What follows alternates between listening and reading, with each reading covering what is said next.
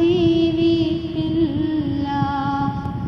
ആമിന ബീവിന്റെ കൽവിൽ നൊമ്പരം പെരുത്ത്, ആറ്റലായ മോനെയോർത്ത് വേദന കോരുത്ത്.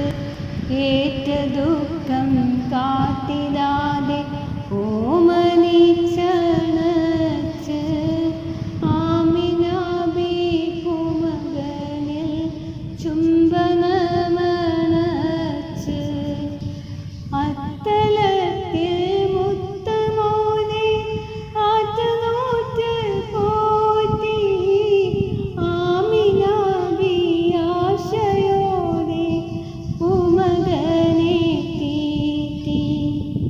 അങ്ങിനെ കാലം കഴിക്കും കാലമോരു നാളിൽ, ആമിന ബീവിയും മകനെ വിട്ടുപോയി വിണ്ണിൽ.